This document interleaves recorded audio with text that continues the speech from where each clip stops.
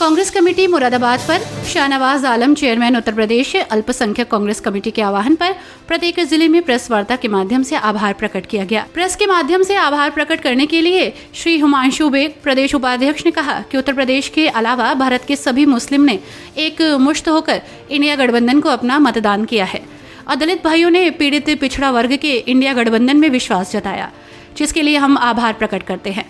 देश के शिक्षित बेरोजगारों को योग्य छात्रों को विशेष अवसर देने की जरूरत है, जबकि भारतीय जनता पार्टी की एनडीए सरकार योग्य छात्रों के साथ अन्याय कर रही है।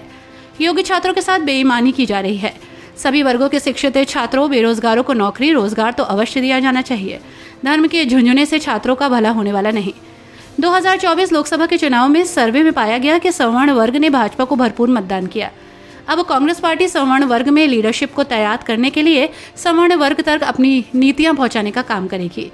जो वोट कांग्रेस पार्टी से छिटक गया था उसे वर्ग में लीडरशिप तैयार करके कांग्रेस उनके हकों की लड़ाई लड़ेगी। भारत में पहली बार भारतीय जनता पार्टी की प्रथम सरकार है जो सबसे ज्यादा झूठ बोलने वाली लोगों को गुमराह करने वाली सरकार साबित हुई। जनता ने इंडिया गठबंधन पर भरोसा करके मजबूत विपक्ष तैयार किया। नरेंद्र मोदी की केंद्र सरकार कभी भी गिर सकती है। संभावनाएं मध्यावधि चुनावों की बनी हुई है। कांग्रेस और इंडिया गठबंधन को मजबूत होने से नरेंद्र मोदी एनडीए सरकार अब मनमानी काले कारनामे नहीं कर पाएंगे और ये सरकार गई तो आने वाले समय में इनके घोटाले का पर्दाफाश किया जाएगा। नीट और यूजीसी नेट के प्रश्न के उत्तर में कहा कि तानाशाह कभी ये नहीं चाहेगा कि युवा पढ़ लिख कर अपने विवेक का उपयोग कर सवाल करे, क्योंकि जहां शिक्षा को रोजगार होगा वहां सवाल होगा।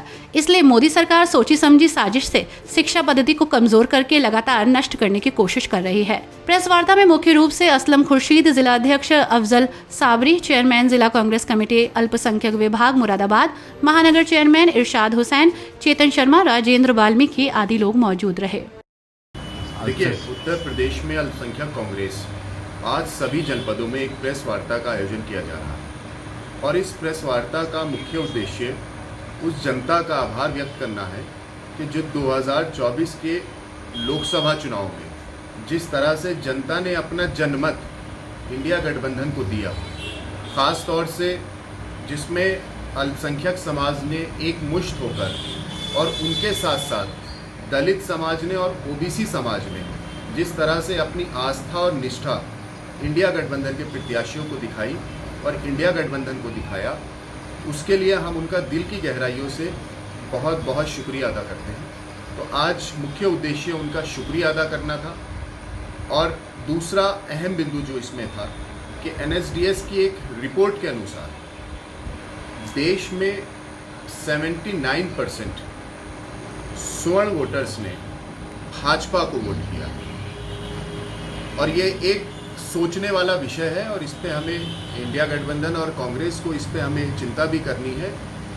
और हो सकता है कि ये जो इतनी बड़ी संख्या में कांग्रेस को वोट भाजपा को जो वोट गया है तो उसका रीज़न हो सकता है कि जो मुद्दे थे हमारे वो उन तक नहीं पहुंच पाए।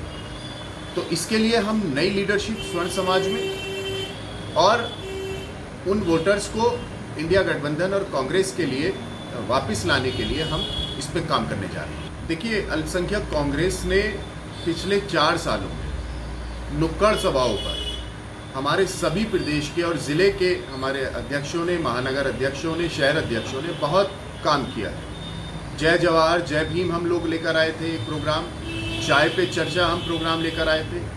हमने अंबेडकर जी के पुनर्निर्माण दिवस के मौके पर, रमज़ान के मौके पर दलित और मुस्लिम इफ्तार भी कराया था। इस तरह के हमने एक सामाजिक कार्य उनके बीच जाकर किए थे। तो उसका नतीजा ये रहा कि आज दलित समाज ने कांग्रेस की ओर देखना शुरू किया और उसका नतीजा आपने 2024 के चुनाव में भी देखा। रही बात 2027 की, अभी हमें जनता ने एक मजबूत विपक्ष के तौर पे हमें संसद में भेजा है। तो जनता ने जिस उम्मीद और एक आशा के साथ जो हमें भेजा है, सबसे पहले हमें उनकी आवाज़ को बुलंद रखना है, उस आवाज़ को बरकरार रखना है। और अभी हमारे बहुत से सामाजिक न्याय के कार्य होने हैं जनता के बीच में।